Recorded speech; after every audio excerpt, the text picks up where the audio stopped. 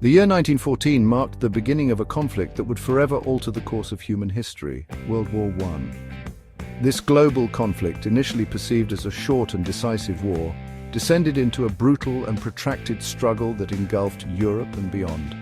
For 4 long years, the world witnessed unprecedented levels of violence, bloodshed, and destruction. The trenches of the Western Front became synonymous with unimaginable suffering, as millions of soldiers perished in the relentless fighting. The war's impact extended far beyond the battlefields, leaving deep scars on the social, political, and economic fabric of nations. As the war dragged on, hope for a swift resolution dwindled. The conflict seemed destined to continue indefinitely, with no end in sight. However, by 1918, the tide began to turn. The entry of the United States into the war on the side of the Allies, coupled with the growing exhaustion and disillusionment within Germany, created a window of opportunity for peace. The stage was set for a momentous event that would bring an end to the bloodshed and usher in a new era.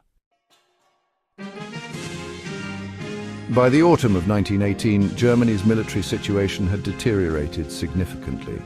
The once mighty German army, which had seemed invincible in the early years of the war, was now on the verge of collapse. Years of relentless fighting had taken a heavy toll on German manpower and resources. The Allied blockade of German ports had crippled the German economy, leading to widespread shortages of food and supplies. The German people, weary of war and suffering from severe hardship, began to question the Kaiser's leadership. Morale among the troops plummeted, and desertions became increasingly common. The German High Command, recognizing the dire situation, realized that continuing the war was futile. Germany's only option was to seek an armistice with the Allies, a cessation of hostilities that could pave the way for peace negotiations. On the Allied side, the key figure in the armistice negotiations was Marshal Ferdinand Foch, the supreme commander of the Allied forces. Foch, a seasoned military strategist known for his unwavering determination, played a pivotal role in coordinating the Allied war effort and ultimately securing victory. With Germany's request for an armistice, Foch found himself in a position of immense power and responsibility. Foch was determined to ensure that the armistice terms would guarantee Germany's complete military impotence and prevent any possibility of the country renewing its aggression in the future.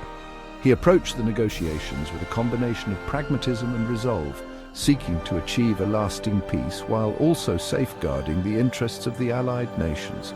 Foch understood that the armistice would not be the end of the story, but rather the first step in a long and complex process of rebuilding and reconciliation. The armistice negotiations took place in a specially prepared railway carriage in the forest of Compiègne near Paris.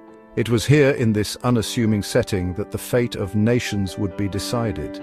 The German delegation, led by Matthias Erzberger, arrived at the designated location on November 8, 1918, their arrival signaling the beginning of the end of the Great War. After days of intense negotiations, during which every word and clause was meticulously scrutinized, an agreement was finally reached. On the 11th hour of the 11th day of the 11th month, the armistice came into effect, bringing an end to the fighting that had ravaged Europe for over 4 years. November 11th, 1918 would forever be etched in the annals of history as the day the guns fell silent on the Western Front. Section 5. Inside the train carriage, the armistice terms. The armistice agreement, signed in Foch's railway carriage, outlined the terms of Germany's surrender and paved the way for the formal peace treaty that would follow. The terms were comprehensive and designed to ensure that Germany would not be able to pose a military threat in the foreseeable future. They included the immediate cessation of hostilities, the withdrawal of German troops from occupied territories, the surrender of vast quantities of military equipment, and the internment of the German fleet.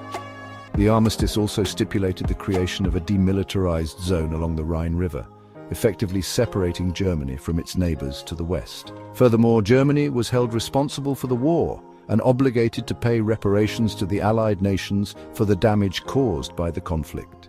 These reparations would prove to be a source of great resentment in Germany, contributing to the rise of nationalism and extremism in the years to come. Section 6, the Treaty of Versailles, Seeds of Future Conflict. The armistice was merely a truce, a temporary cessation of hostilities. The task of negotiating a permanent peace settlement fell to the victorious Allied powers who convened in Paris in 1919. The resulting Treaty of Versailles, signed on June 28, 1919, 5 years to the day after the assassination of Archduke Franz Ferdinand, officially ended the war between Germany and the Allied powers. However, the treaty's harsh terms, particularly the war guilt clause and the heavy reparations imposed on Germany, sowed the seeds of future conflict. The Treaty of Versailles was met with outrage and resentment in Germany, where it was seen as a dictated peace, a humiliation imposed on a defeated nation. The treaty's terms, particularly the loss of territory and the crippling reparations payments, created a deep sense of grievance among the German people, which nationalist and revanchist movements would later exploit. Many historians believe that the Treaty of Versailles, while understandable in its desire to punish Germany, was ultimately counterproductive, creating more problems than it solved.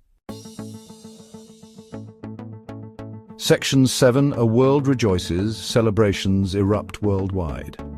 Despite the contentious nature of the peace settlement, the news of the armistice on November 11, 1918 was met with jubilation and relief in Allied nations around the world. After 4 long years of war, people could finally breathe a sigh of relief. The nightmare was over. In cities and towns across Europe and beyond, people took to the streets to celebrate the end of the conflict and the dawn of a new era of peace. From London to Paris, from New York to Sydney, the celebrations were spontaneous and unrestrained. Strangers embraced, tears of joy streamed down faces, and the air was filled with the sounds of laughter, singing and dancing. Flags waved, church bells rang, and impromptu parades formed as people from all walks of life came together to share in the collective sense of joy and relief. The celebrations were a testament to the resilience of the human spirit and the universal longing for peace. Section 8, The Legacy of World War I, A World Forever Changed. World War I, the war to end all wars, tragically failed to live up to its name. The conflict's legacy is complex and multifaceted, marked by both profound loss and enduring lessons. The war shattered empires, redrew national boundaries, and ushered in an era of political and social upheaval. It also left an indelible mark on the human psyche, forever altering our understanding of war and its consequences. The war's impact on the 20th century cannot be overstated. It led to the rise of totalitarian regimes, the outbreak of World War II, and the Cold War that followed. However, the war also inspired remarkable acts of courage, compassion, and sacrifice, reminding us of the indomitable spirit that resides within humanity. The legacy of World War I is a stark reminder of the human capacity for both good and evil, and the importance of striving for a more just and peaceful world. Section 9, Conclusion, Remembrance and the Hope for Lasting Peace. As we reflect on the events that unfolded in that railway carriage in the forest of Compiègne, we are reminded of the fragility of peace and the importance of diplomacy and understanding in a world often riven by conflict. The armistice that ended World War I was not simply a victory for one side or a defeat for the other. It was a victory for humanity, a testament to our shared desire to end the bloodshed and forge a better future. The lessons of World War I are as relevant today as they were a century ago. We must never forget the sacrifices made by those who fought and died in that terrible conflict, and we must strive to honor their memory by working tirelessly to prevent future generations from enduring the horrors of war. Only through remembrance, reconciliation, and a steadfast commitment to peace can we hope to build a world where such tragedies are consigned to the history books.